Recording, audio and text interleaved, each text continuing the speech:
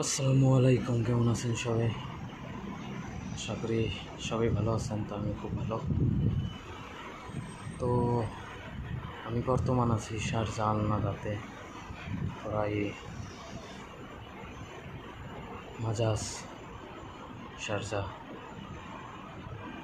তার অল্প বগলেই। তো রুমেতে আছি, আজকে ছুটি আছে। তো রুমে থেকেই ব্লগ বানানোর জন্য চেষ্টা করছি। বাইরে যাবো, তো অল্প পরে বাইরে যাবো। তো ভাই খাওয়া খাতি করে অল্প দোকানে গেছিলেন, তো দোকান থেকে আইলাম।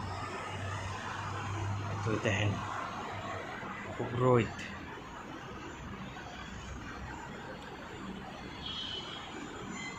খুবই রোদ একদম।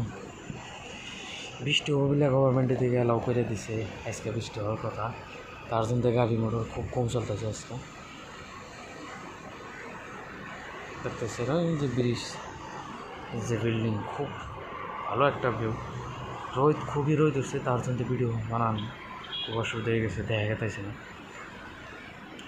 তো আমার যারা ভিডিওটা নিয়মিত যারা দেখছে তারা অন্তত দেখাচ্ছেন যে এই যে আমার সামনে যে বিল্ডিংটা প্রায় 3 বছর আগে কামটা চালু হয়েছে, তখন পর্যন্ত এটার কাম ক্লিয়ারও নাই।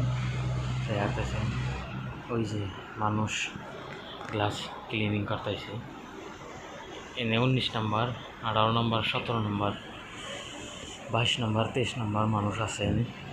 তো কাম করতেছে। তো গরম আছে, খুবই গরম চলতেছে, নর্মাল গাড়ি চলতেছে, যেহেতু গভর্নমেন্টের থেকে অ্যালাউ করে দিচ্ছে যে আজকে বৃষ্টি হওয়ার কথা। তার জন্য আপনারা নিজের বাসায় থাকবেন।